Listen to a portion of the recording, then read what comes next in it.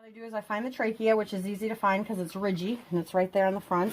And I always go to the right side because that's the side I'm comfortable with. So I find the ridge.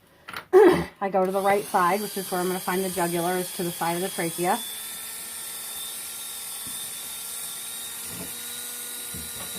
I shave a good patch.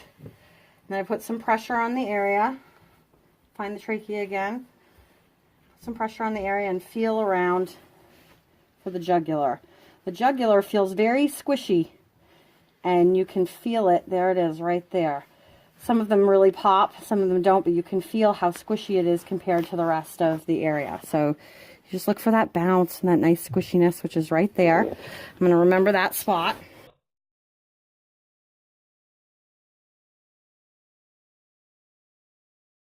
And next, I'm going to bring in my alcohol swab and I'm going to clean the area so I don't introduce any foreign material into that bloodstream, because I'm going right into the jugular. Clean that up. As she gets her needle ready, your holder wants to start getting ready to go, and holding a goat can be pretty tough. You want to make sure that your calves are right in front of her chest and in front of her front legs.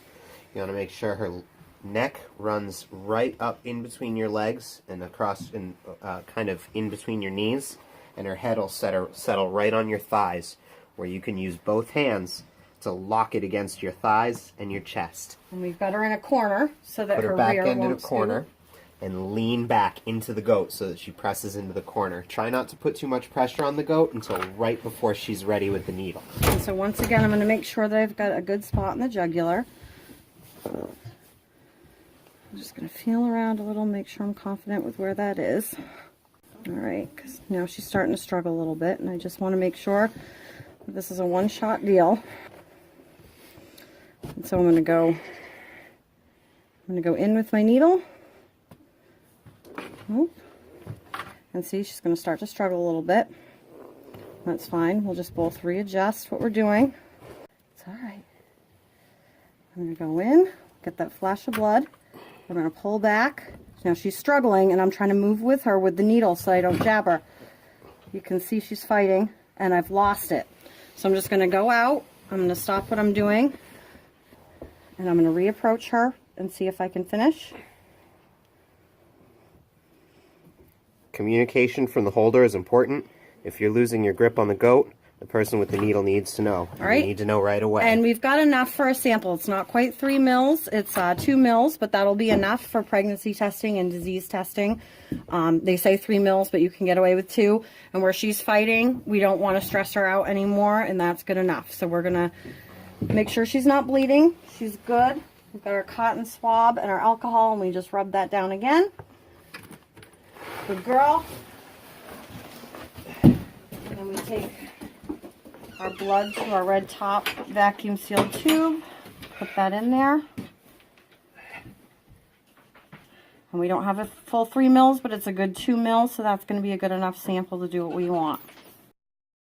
Once you've got your holder and your goat in position in a good spot, and you've got your jugular exposed with a good clip, wash it down with a little bit of rubbing alcohol to keep the area sterile.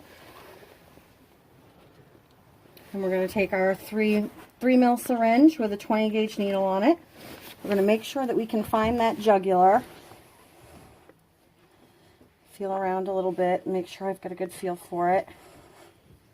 It's right there. So we're going to take this, we're going to go straight up, and we're just going to go in a little ways and pull back and hope that we see that flash of blood. That means we've hit it. And we've got it beautifully. You're going to want to draw nice and slow until you get 3 mils of blood, which is what's required for testing. Once you're done, put your finger right over that hole. Make sure that you get the blood stopped.